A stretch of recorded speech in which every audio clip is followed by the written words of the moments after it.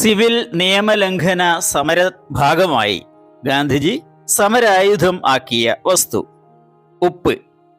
ഉപ്പ് സത്യാഗ്രഹത്തിന് മുമ്പേ ഗാന്ധിജി എവിടേക്കാണ് കാൽനടയാത്ര അഥവാ മാർച്ച് നടത്തിയത്? ദണ്ഡി കടപ്പുറത്തേക്ക്. എവിടെ നിന്നാണ് ദണ്ഡി മാർച്ച് പുറപ്പെട്ടത്? സബർമതി ആശ്രമത്തിൽ നിന്ന്. സബർമതിയിൽ നിന്ന് ദണ്ഡിയിലേക്ക് ഗാന്ധിജിയോടൊപ്പം എത്ര സന്നദ്ധ ഭടന്മാർ ഉണ്ടായിരുന്നു? 78 പേർ. സബർമതിയിൽ നിന്നും ദണ്ഡിയിലേക്ക് എത്ര ദൂരം ഉണ്ട്? 390 കിലോമീറ്റർ ദൂരം.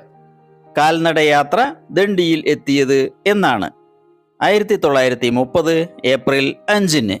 ഗാന്ധിജിയും സംഘവും ഉപ്പ് നിയമം ലംഘിച്ചത് ഏതു ദിവസം? 1930 ഏപ്രിൽ 6-ന്. വൻശക്തിയായ ബ്രിട്ടന് എതിരെ ഗാന്ധിജിയുടെ സമരായുധം എന്തായിരുന്നു? സത്യാഗ്രഹം.